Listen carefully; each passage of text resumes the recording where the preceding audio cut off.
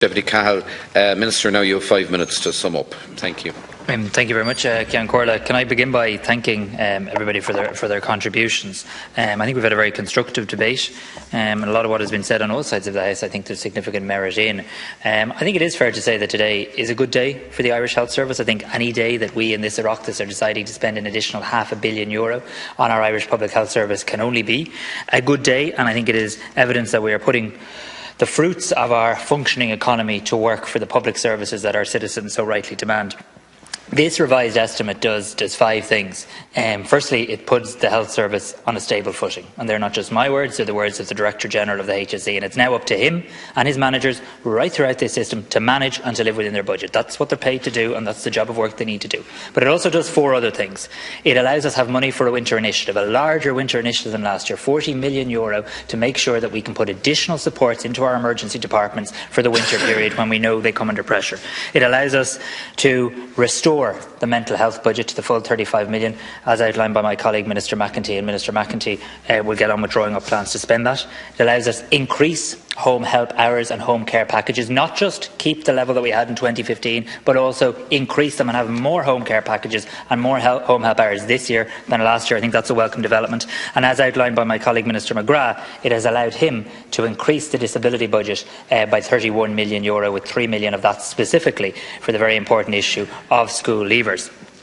And I also, though, think that this debate has been constructive in the sense that there's been a recognition on all sides from all speakers that we can't do things the way we used to do them in terms of budgeting in relation to the health service or in terms of debating in relation to the health service. We do need to try and find a consensus where possible on the general direction of travel for the Irish Public Health Service, and that's why I have undertaken to cooperate and work with and was a supporter of the establishment of this special committee to develop a single vision for our health service for the next decade. Ministers of health come and go. It is not fair on the health service that every time a new minister arrives, the health service gets tinkered with, but there's never actual continuity in terms of direction. I don't underestimate the challenge that is putting up to this new committee, but I'm certainly looking forward to working with members in that regard. There's some reference to the fact that there's a very short time frame in relation to 6 months. I agree.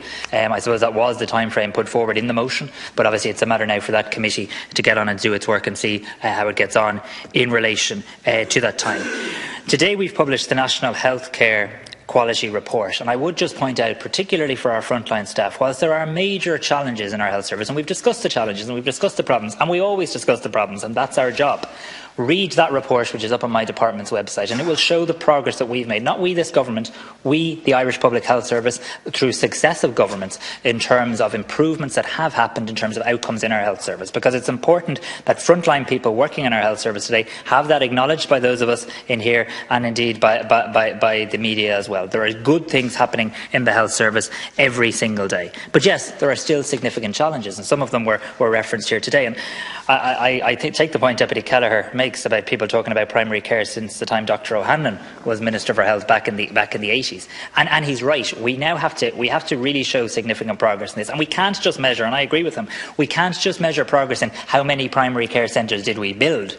We have to actually look at what happens in the primary care centres. How many services and facilities can now be provided in the community that previously had to be provided in the acute hospitals? And I feel very strongly about this. A crucial element of that is a new GP contract. We haven't had a brand new GP contract in 44 years. The patient values the relationship with the GP. The state must also value that relationship, and we will get that negotiation for a new GP contract underway. We also need to look at the provision of diagnostic equipment in the community, and the programme for government talks about incentivising healthcare professionals who purchase and place diagnostic equipment in the community, so you can get the scan, you can get the x-ray in the primary care centre, in the GP centre, not necessarily having to go to the emergency department. Just want to debunk a couple of myths, because I'm all in favour of constructive politics, but I get really frustrated when people try and say that I represent something that I absolutely don't. Deputy O'Reilly, who is very constructive, and I enjoy my engagements with her, but talked about a charter of privatisation. Nonsense. She talked about cuts to the overall health budget. There's none. We're giving an extra €500 million today. And she talked about it representing bad news. If we're going to have an honest debate, let's have an honest debate. I am committed, and this government is committed, to the development of the Irish Public Health Service, and to a singular vision for the development of that public health service where access to services is based on need and not ability to pay. And that's what I want to work with this Oireachtas. It's a diverse Oireachtas, but we need not necessarily be divided on all of these issues. We have these significant challenges, but I think today, by putting the additional funding, if the Oireachtas chooses to pass this estimate into our health service at Ceann Comhairle, it will enable the HSE to get on with the job of providing the services our people need and enable us to make the service improvements.